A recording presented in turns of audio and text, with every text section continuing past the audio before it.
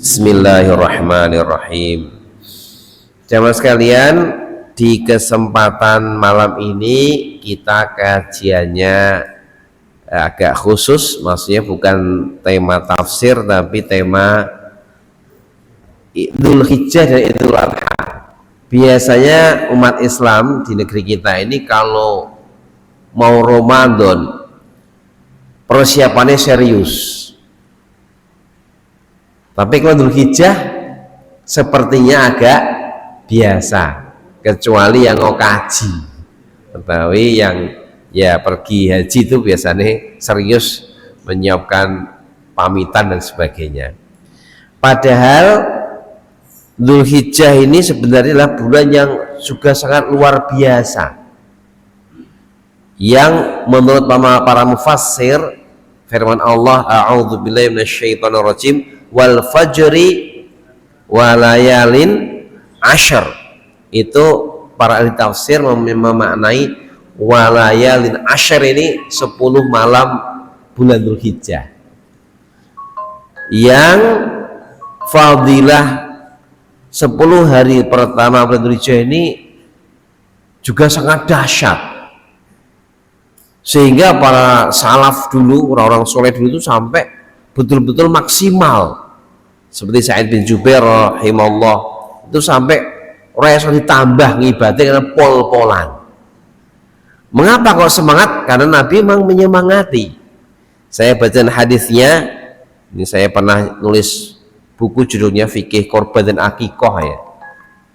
Tapi waktu dulu masih tahun berapa ini? Nggak ada tahunnya, mungkin tahun 2012 nulisnya dulu itu sih ya, 2011 ini saya nulis. Ini 2011 tadi ketemu saya bawa. Nabi bersabda dari hadis Hasan Sahih, hadisnya Hasan Sahih riwayat Tirmidzi, berarti bisa untuk dalil. An Ibni Abbasin qala, dari sahabat Ibnu Abbas berkata, qala Rasulullah sallallahu alaihi wasallam, Rasulullah sallallahu alaihi wasallam bersabda, ma min ayyamin, tidak ada hari-hari al-amalus shalihu fihinna ahabbu ilallahi min hadhil ayyam al-ashr, yang untuk beramal soleh pada hari-hari itu lebih Allah cintai melebihi 10 hari pertama ini bulan Dzul Hijjah. Jadi kalau ingin tahu hari apa yang paling Allah cintai untuk beramal soleh, Nabi menjawab 10 hari pertama bulan Dzul Hijjah. Kalau para ulama mengatakan, seperti Ibnu Taimiyah rahimahullah dan lainnya mengatakan, kalau malam-malam terbaik itu ada di 10 hari terakhir bulan Ramadan. Tapi kalau hari-hari terbaik ada pada tanggal 10 pertama bulan Dzul Hijjah. Maka ini kita berusaha serius ini nanti. Faqalu ya Rasulullah walal jihadu fi sabilillah. Para sahabat bertanya, meyakinkan, apakah amal soleh di bulan Dzul Hijjah lebih Allah cintai melebihi jihad fi sabilillah?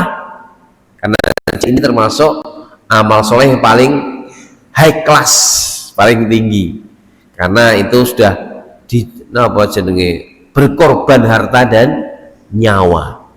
Seperti para mujahid-mujahid Indonesia dulu ketika perang 10 November tahun 45, mereka tinggalkan keluarganya Jawa Barat, Jawa Tengah, ngumpul di Surabaya, jihad melawan penjajah dengan bermodal fatwa Kiai Hasyim Asy'ari tanggal 22 Oktober 45.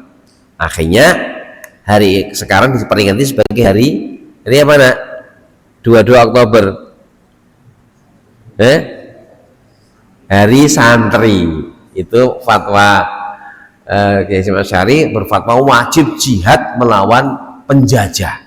Kemudian pada menunggu penjajah datang di Surabaya, perang besar-besaran tanggal 10 November yang sekarang diperingati sebagai Hari Pahlawan. Ini paling besar jihad fisabilillah. Ditanya, sahabat tanya, apakah amal di 10 pertama itu lebih Allah cintai melebihi amal jihad ya Rasulullah? Rasulullah SAW bersabda, walau jihadu fisabilillah, termasuk jihad fisabilillah tidak lebih Allah cintai dibanding amal soleh di 10 hari pertama bulan Dzulhijjah. Illa rajulun kharaja binafsi wa malihi falam yarji min dzalika bisyai'in, kecuali ada seseorang yang keluar dengan jiwanya dan hartanya lalu tidak kembali dengan sesuatu pun, artinya mati syahid. Kalau ada yang berjihad dengan hartanya sendiri, tubuhnya sendiri, terus mati syahid, ini lebih Allah cintai di atasnya. Artinya amal soleh di bulan Dzulhijjah ini nilainya luar biasa jemaah sekalian, dahsyat sekali. Hanya saya tadi kayaknya orang-orang Islam banyak yang belum terlalu perhatian dengan 10 hari pertama bulan Dzulhijjah, sebagian perhatian kepada 10 hari terakhir bulan Ramadan. Maka ini monggo kesempatan kula panjenengan untuk betul-betul menggunakan, memanfaatkan 1 Dzulhijjah hari Senin insyaallah sampai tanggal 9 dengan memaksimalkan amal soleh, karena itu lebih Allah cintai dibanding tadi jihad fisabilillah. Nah, kira-kira nanti apa yang harus kita lakukan dengan adanya ini tanggal 1 bulan Dzulhijjah tadi? Di antara hadisnya adalah memperbanyak takbir, tahmid dan tahlil. Memperbanyak takbir, tahmid dan tahlil. Ya.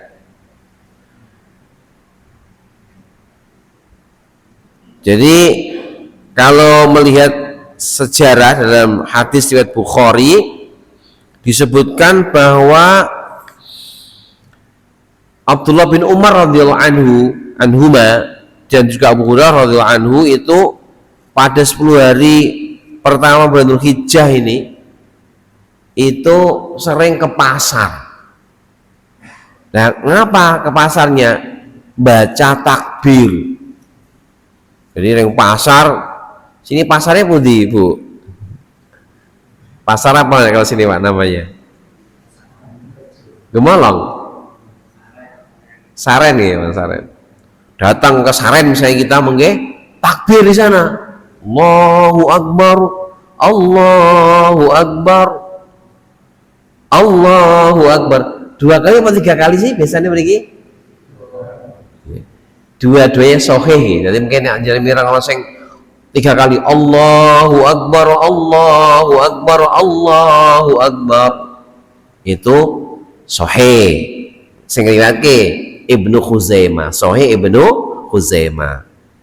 Kalau dengar Allahu Akbar, Allahu Akbar, la ilaha illallah wallahu akbar, 2 kali kan nanti takbirnya, itu sahih dari riwayat sahih Bukhari. Ini ora usah sing bener aku bener kabeh karena sama-sama sahihnya. Nah, Ibnu Umar dan Ibnu Abu Hurairah radhiyallahu anhu itu ke pasar bertakbir. Orang pasar di zaman sahabat kemudian semuanya bertakbir di pasar sehingga rame takbiran di pasar. Ini namanya takbir mutlak. Terus selama 10 hari pertama bulan Dzulhijjah ini disunahkan memperbanyak baca takbir, tahlil, tahmid di setiap waktu. Nah, itu namanya mutlak, tidak terkait waktu, bebas. Nah, kan nanti mungkin santri-santri kalau berani siap ring pasar moco takbir ring pasar. Bahkan nanti wong pasar semakin semangat takbiran malah kaget, ini wong ndi kok ora genah karena tidak umum ya. Tapi sebenarnya itu sunnah. Sunnah yang dilakukan oleh para salaf sahabat, mereka bertakbir di berbagai tempat. Paling buatan ya di keluarga kita, di rumah kita, saat kita berjalan, saat kita aktivitas yang mungkin tidak bicara dengan orang, itu kita perbanyak takbir, tahmid, tahlil. Allahu akbar, Allahu akbar, Allahu akbar, la ilaha illallah, Allahu akbar, Allahu akbar, lillahil hamd. Itu sering kita baca di sepanjang 10 hari pertama bulan Dzulhijjah. Itu namanya takbir mutlak. Adapun yang takbir muqayyad itu waktu itu biasanya dibaca sejak hari Arafah sebenarnya. Ya, saya kemarin dengerin Syekh Mukhtar Asy-Syangqiti, ulama terkenal dari Syangqit, Mauritania, itu menyampaikan bahwa dari sunnah Nabi itu bahwa memang harusnya takbir itu 9 Dzulhijjah takbir subuh 9 Dzulhijjah sampai asar 13 Dzulhijjah. Itu sunnah takbir ba'da sholawat, ba'da sholat. Jadi para imam mestinya sejak tanggal 9. Cuma biasanya kalau di Indonesia diundi tanggal pinten malam 10 ya Pak. Malam 10, tapi misalnya ada yang melaksanakan tanggal 9 itu sunnah. Tapi kalau belum ya mungkin masyarakat belum siap ya, karena belum tahu ya malam 10 sampai asar tanggal 13 Dzulhijjah. Niku sunnah mos takbir setiap habis sholat. Niku tentang takbir. Selanjutnya adalah sunnah siam ya, siam siam khususnya tanggal 9-nya. Nabi bersabda, saumu yaumi arafata yukaffiru sanataini madiyatan. Puasa di Arafah itu bisa menghapus dosa 2 tahun madiyatan, yang telah dahulu setahun yang lalu, wa mustaqbalatan, dan setahun yang akan datang. Nah, niku fadilah saum 9 Dzulhijjah. Makanya diusahakan nanti pas tanggal 9 Dzulhijjah ini kita betul-betul berusaha untuk saum sunnah, ya, sunnah yang pahalanya Masya Allah menghapus dosa setahun yang lalu dan setahun yang akan datang. Nah, pripun misalnya di antara kita ada yang pengen puasa di tanggal 1 sampai tanggal 9. Marang mboten? Boleh mboten? Nggih, niku para ulama membolehkan. Karena apa? Karena termasuk bagian dari amal soleh. Karena ada saum kan, saum mutlak kan bisa, saum mutlak, saum pokoknya siam itu boleh. Jadi kalau yang pengen sang dino monggo, 5 dino, 7 dino, mau sak kuate minimal sedino tadi, kalau bisa tuh diupayakan saum niku wau. Kemudian juga diupayakan banyak berdoa, utamanya pada hari Arafah. Nabi ngendika, khairu du'ai du'a'u yauma Arafah. Sebaik-baik doa itu doa yang diucapkan pada hari Arafah. Wa khairu ma qala ana wa nabiyyu min qabli, dan sebaik-baik perkataanku dan perkataan Nabi sebelumku, la ilaha illallah wahdahu la syarikalah, lahul mulku wa lahul hamdu wa huwa ala kulli syai'in qadir. Jenengan kalau pengen ngerti apa sih kata-kata terbaik yang diucapkan para nabi, la ilaha illallah wahdahu la syarikalah, lahul mulku wa lahul hamdu wa huwa ala kulli syai'in qadir. Ini sering dibaca, bagus sekali. Bahkan disunahkan oleh Nabi nek saged maca sedina ping 100, dan itu menjadi orang terbaik hari itu. Nggak ada yang bisa lebih baik kecuali orang itu, kecuali yang memperbaik lebih daripada itu. Nah, nanti terutama dalam 9 Dzulhijjah agar direncanakan kira-kira kebutuhan saya apa, daftar keinginan saya apa, kemudian golek dungane. Nek ra iso donga Arab ya sudah pakai bahasa Indonesia, karena Allah yang menciptakan bahasa Maha tahu tentang bahasa seluruh hambanya. Yang penting doanya dengan adab, pertama baca hamdalah, kemudian sholawat Nabi, baru meminta apa yang dia minta. Insya Allah Allah Maha tahu doa-doa kita. Ini kesempatan doa di hari Arafah.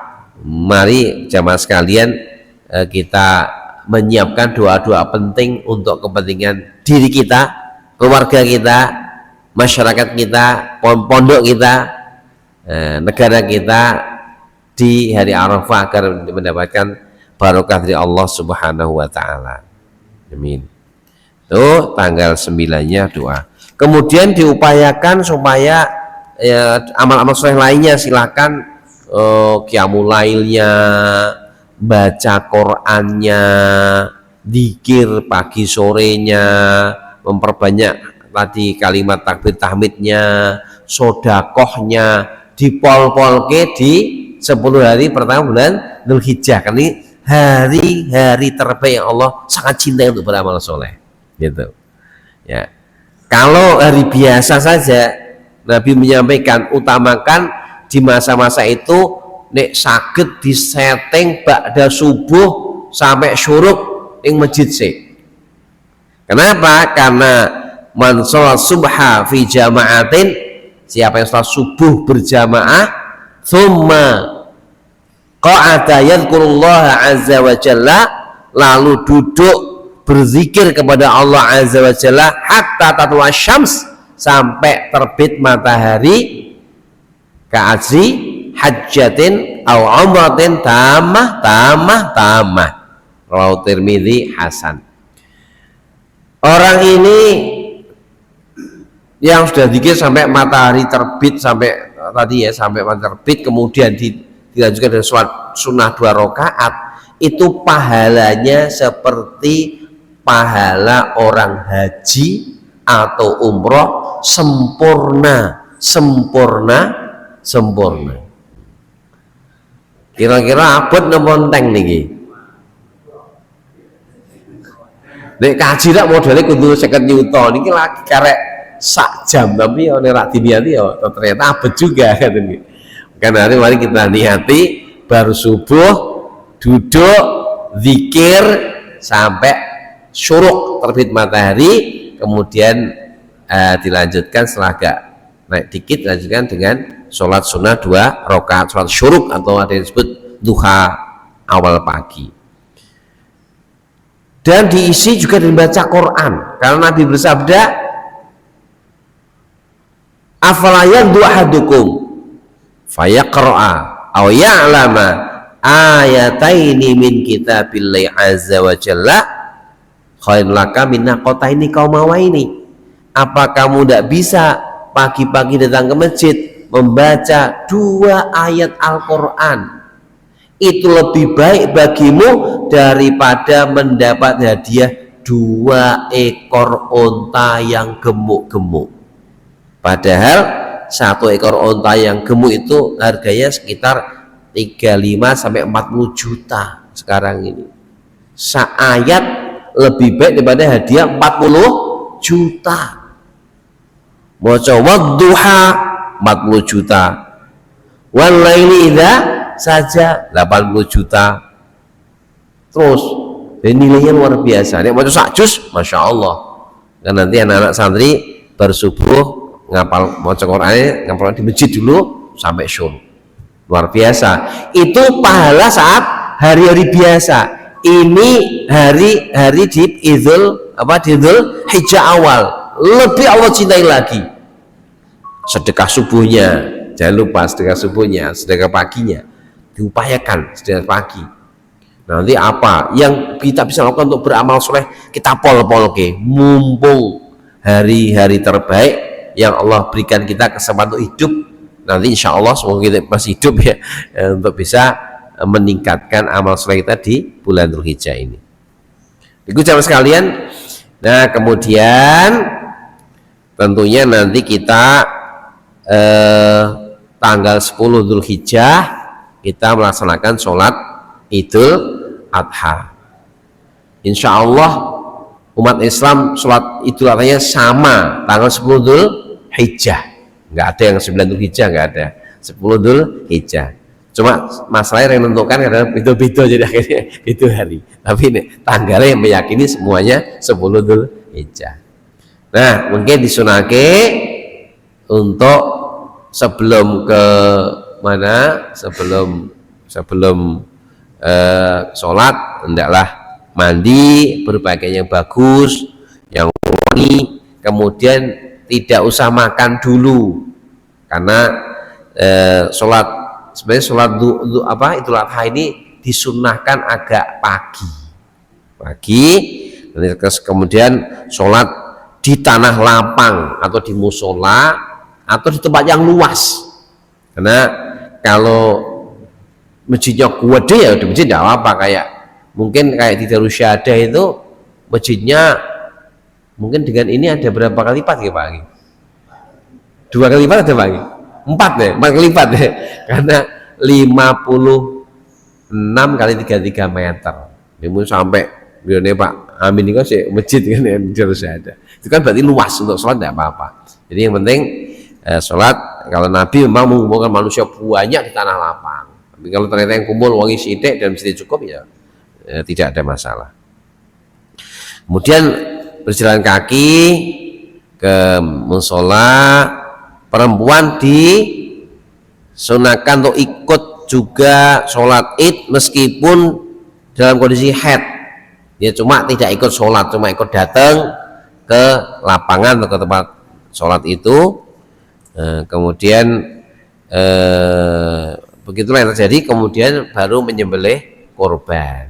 Nah, jamaah sekalian, tentang korban ini kita memang sangat dihasung untuk bisa berkorban, yang diberi Allah rezeki, kelonggaran itu agar bisa berkorban, karena Nabi bersabda, ma'amila adamiyun amalan, tidaklah anak Adam melakukan sebuah amal yauman nahri, pada hari nahar tanggal 10 sampai 13, ahabbu ilallahi min ihraqid dam, yang lebih Allah cintai melebihi menumpahkan darah hewan. Jadi tanggal 11 ngantos 13 Dzulhijjah itu amal paling dicintai Allah napa? Nyembelih hewan korban. Inna la ta'ti yaumal qiyamati bi quruniya wa asy'ariya wa adlafiya. Nanti di hari kiamat datang itu dengan apanya? Kurun, dengan tanduknya, dengan bulu-bulunya, dengan tulang-tulangnya. Wa nadam la yaqau minallahi bimakanin qabla ayyaqa'a minal ardi.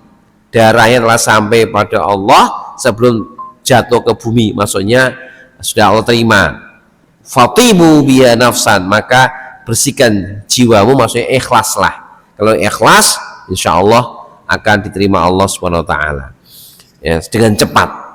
Sebagaimana juga ini untuk apa, menapaktilasi bapaknya para nabi, itu Nabi Ibrahim alaihissalam yang telah berkorban ya. Dengan bayangkan ini perjuangan Nabi Ibrahim, maka Nabi Ibrahim itu dimuliakan Allah betul, sampai kita ini sholat kita tiap hari mesti ngucap Nabi Ibrahim, Allahumma sholli ala wa ala kama barakta ala Ibrahim, kama sholli ala Ibrahim, kama barakta ala Ibrahim, karena memang luar biasa Nabi Ibrahim ini kok ketaatan dan pengorbanannya dahsyat, sebagai imam, sebagai apa, qudwah kita, teladan kita untuk agama Allah. Ketika punya anak baru lahir namanya Ismail ya, diperintah Allah dari Palestina disuruh pindah ke Mekah. Mekah belum kayak sekarang, Mekah masih gung liwang liwung langit kelap-kelap. Ngerti nggak? Nah, apa itu gung liwang liwung langit kelap-kelap, sepi, tidak ada manusia, sepi, tidak ada manusia. Kemudian perjalanan mungkin sekitar 40 hari 40 malam jauh dari Mekah ke Palestina.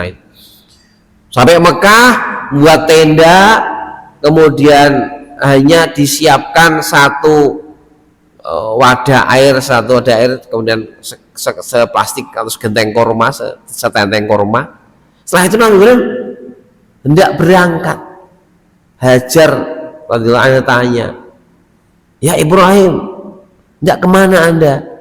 Nabi Ibrahim diam, mau jawab ramentolo. Kenapa? Diperintah Allah tinggalkan Hajar dan Ismail. Ibrahim, hendak kemana anda? Diam. Akhirnya Ibu Hajar bertanya, Allahu amaraka hadza? Apakah Allah perintahkan anda untuk meninggalkan saya? Jawaban Nabi Ibrahim, bala, iya. Kira-kira pripun Bu nek jenengan ning ngendi ya? Dijak ring Jakarta terus ngekos delok terus tinggal lunga garwane. Kira-kira atine tenang apa gelisah? Ini Ibu Hajar bukan di Jakarta, di tanah yang sepi, tidak ada manusia, ya. Kemudian ditinggal begitu saja perintah Allah. Apa kata Ibu Hajar? Idzan lan yudhi'ana. Kalau Allah yang perintah, Allah nggak akan sia-siakan kami. Mantep, madep, yakin pada Allah Ta'ala. Ini perlu kita tiru, yakin pada Allah. Kemudian setelah tinggal kita tahu, kemudian akhirnya muncullah sumur Zam-Zam, ada sa'i, kemudian datang orang-orang ikut di situ, akhirnya Mekah jadi rame, dan itu juga didoakan Nabi Ibrahim sehingga doanya dikabulkan, sehingga Mekah menjadi negeri yang sangat ramai, bahkan serba ada ya di sana, serba ada. Setelah gede Nabi Ibrahim lihat ternyata malah perintahnya apa? Suruh nyembelih Ismail alaihissalam. Jarang ketemu tuh gede, anaknya soleh, pinter kayak santri-santri ini kan, dhisik cilik-cilik tekan ngomah soleh-soleh ahli maca Quran, kok nyembelih misalnya. Tapi Nabi Ibrahim karena seorang yang taat pada Allah, uji seperti itu, beliau kemudian ngomong kepada Ismail alaihissalam, Ismail, saya lihat di dalam mimpiku disuruh nyembelih kamu, gimana pendapatmu gimana? Ternyata Nabi Ismail juga anak yang sangat taat pada Allah, siap berkorban untuk agama Allah. Ya abatif alma tu'mar satajiduni insyaallah minas sabirin. Ya abad bapakku Nabi Ibrahim, laksanakan perintah Allah, saya akan sabar menerima ini perintah disembelih. Makanya disembelih oleh Nabi Ibrahim kan, tapi nggak tegel, di belakang kan sembelih, kemudian dia diganti Allah dengan bidzibhin azim, dengan sembelih yang besar. Itulah yang kita diminta untuk mengingat-ingat perjuangan Nabi Allah Ibrahim. Ayo berkorban kambing 2,5 juta. Ini Pak, sekarang pinter Pak kambing? No, 2,5 juta. Nomor 3 juta. 3 juta korban sapi. Nah, untuk melatih jiwa kita siap berkorban untuk Allah Subhanahu wa Ta'ala. Nabi Ibrahim berkorbannya putranya, ini kita baru kambing, harta yang kita miliki, dan itu bisa dilakukan untuk satu keluarga. Jadi misalnya satu keluarga korban satu, bapaknya atau ibunya, nanti niati bismillahi, ini korban aku dan keluarga aku, itu bisa, semuanya dapat pahala. Nah jamaah sekalian, kemudian untuk korban ini memang hukumnya yang paling rojih ya sunnah muakkadah, setiap tahun kalau punya rezeki korban begitu. Dan kalau punya rezeki kok nggak mau korban tuh, sampai Nabi itu agak keras ya ingatkannya ya, man kana lahu sa'atan walam yudhha fala yaqrabanna musallana. Siapa yang diberi Allah kelonggaran, kalau nggak korban, nggak usah deketi musola kami, nggak usah deketi tempat sholat kami. Ya, jadi orang-orang yang medit ini dicela oleh Allah, oleh Rasulullah Shallallahu Alaihi Wasallam. Nah, gitu. Nanti para santri kalau libur nggak dan ini, nggak libur di sini ya. Nah, nanti bisa bapaknya diminta korban di Masjid Nurul Huda sini, ben oke nggak korbannya. Ya, santri 30 sing korban separuh kan lumayan, 15 kambing. Ya, kemudian untuk berkorban masih ada waktu selama 4 hari, 10, 11, 12, 13. Nah, mungkin korbannya monggo onto ya boleh 5 tahun. Onto ini usia 5 tahun ke atas. Ini duwe onto. Ini duwe sapi atau kerbau 2 tahun menginjak, setelah 2 tahun, 2 menuju 3 tahun.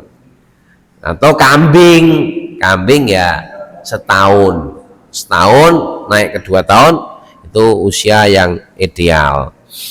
Nah, kemudian mengke untuk kambing itu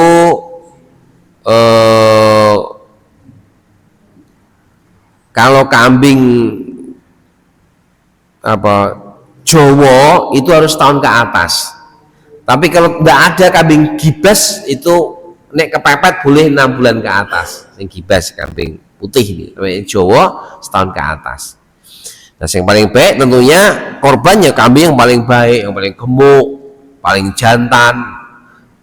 Ya jantan gemuk itu yang paling afdol. Tapi nek ternyata untuk betina ya tetap sah. Yang penting korbannya jangan hewan-hewan yang cacat. Nabi bersabda dalam hadis Sahih Tirmidzi atau Nasai, arba'un la yazina fil adhahi. Ada 4 yang enggak diterima ketika berkorban. Al-aura'u bayyinu auruha. Hewan yang butanya jelas kebutaannya. Wal maridatul bayyinu maraduha. Dan hewan yang penyakitnya banyak, jelas penyakitnya. Mungkin penyakitnya gudikan satu tubuhnya, yang buat orang enggak tertarik. Wal arja'ul bayyinu dhul'uha. Dan kambing atau hewan yang pincang, jelas pincangnya, sikile poklek siji gitu, melakukannya pincang. Wal kasiratu latila tulqi. Dan hewan yang kurus banget yang nggak punya daging, hewan yang kurus banget nggak punya daging ini juga tidak boleh untuk berkorban. Ini jadi 4 hal hewan-hewan yang dilarang untuk berkorban. Baik, jadi intinya yang cacat ditinggalkan. Jamaah sekalian, itu diantara hal-hal terkait dengan korban kita. Nanti semoga Allah memberikan kita kekuatan untuk melaksanakan dengan sebaik-baiknya. Adapun untuk pembagian daging korban itu, ini saya singkat aja ya, ini mungkin kalau detailnya ada tapi saya singkat aja.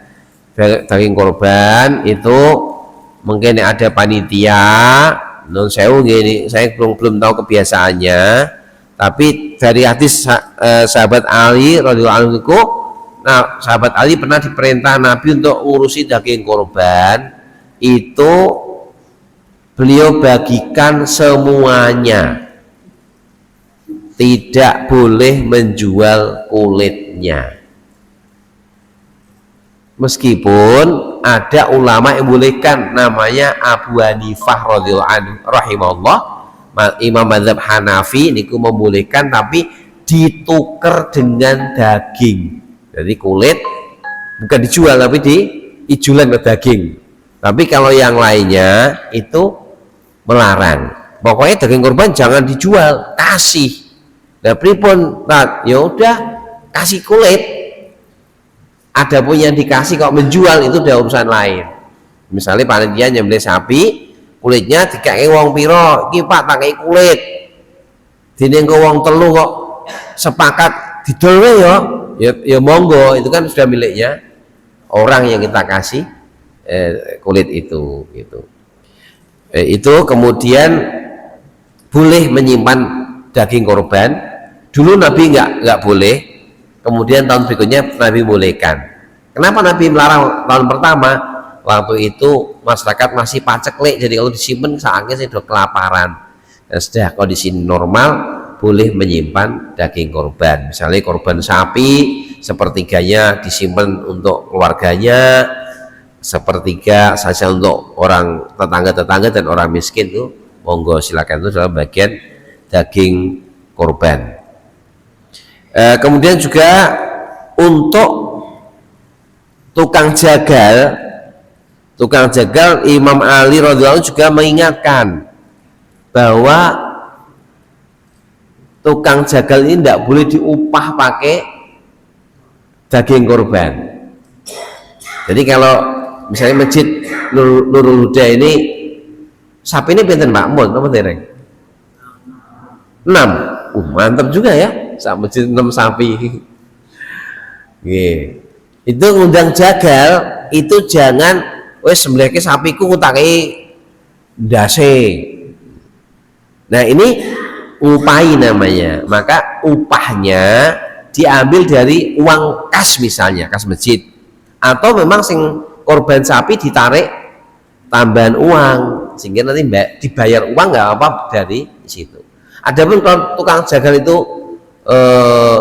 dapat daging itu bukan upah, tapi ya dapat bagian sebagai orang-orang lainnya, tapi bukan upah. Jadi tidak boleh mengupah jagal dengan daging korban. Mungkin ini beberapa hukum yang semuanya ada dalilnya, cuma saya percepat ya sehingga terakhir, bolehkah untuk orang yang mau berkorban itu ada larangan untuk tidak memotong rambut dan kukunya manusia ya, bukan kukunya kambing. Kita niat korban, maka sejak tanggal 1 Dzulhijjah sampai hewan kita disembelih, jangan memotong kuku, jangan memotong rambut, jangan memotong apa-apa di tubuh kita ya. Jadi motongnya setelah korban gitu. Ini ada hadisnya sahih juga yang telah disampaikan Nabi SAW. Terakhir, apakah boleh berkorban orang-orang yang sudah meninggal? Kalau yang meninggal pernah berniat, itu malah harus dilaksanakan. Kalau yang meninggal nggak pernah berniat, sekedar beri hadiah pada korban, ini menurut Imam Nawawi boleh. Imam Nawawi membolehkan karena itu ada bagian dari amal soleh yang bisa dihadiahkan kepada orang yang sudah meninggal. Meskipun nanti ada juga yang tidak bolehkan, nah, tinggal mantapnya budi silakan, karena dalam masalah menghadiahkan pahala amal soleh ini, kalau Imam Syafi'i hanya membatasi di sedekah apa itu namanya, wakaf tanah. Saya mau wakaf tanah untuk ibu saya meninggal, boleh karena ada hadisnya langsung. Tapi kalau Imam Ahmad membolehkan semua amal soleh karena beliau mengkiaskan. Kalau wakaf tanah itu kok boleh, kenapa? Itu amal soleh, lainnya kan juga amal soleh, berarti boleh juga. Itu menurut pendapat Imam Ahmad. Jadi ini perkaranya apa? Perbedaan pendapat antar ulama. Kita nggak boleh saling mengingkari, tinggal mantap ini monggo saling menghormati. Jadi penak nonton Pak nih Bu ya. Jadi tidak usah gontok-gontokan karena podo ada ulama yang membolehkan. Mungkin itu beberapa hal yang kami sampaikan tentang Idul Adha ya, sejak persiapan, kemudian sholat, kemudian korban dan amal-amal sampai tanggal 13 Dzulhijjah. Semoga Allah memberi kita kekuatan untuk memanfaatkan hari-hari terbaik yang Allah cintai itu untuk kita memaksimalkan, meningkatkan amal soleh kita. Sing mau Qur'ane lagi sithik-sithik ditambahi, sing salat duhane si abot-abot dicoba, sing apa dinaik-naikkan, sing tahajude biasane 12 tekan subuh dipenke salat tahajude, kita tingkatkan amal soleh di 10 hari pertama bulan Dzulhijjah ini. Demikian jamaah sekalian, saya cukupkan. Mungkin Allah paringi barokah, kita insya Allah bisa meningkatkan amal soleh di 10 hari pertama bulan Dzulhijjah semaksimal mungkin, mumpung Allah kasih kita kehidupan di saat nanti insya Allah. Monggo kita tutup dengan doa kafaratul majlis. Subhanaka Allahumma bihamdika asyhadu an la ilaha illa anta astaghfiruka wa atubu ilaik. Walhamdulillahirabbil alamin. Wassalamualaikum warahmatullahi wabarakatuh.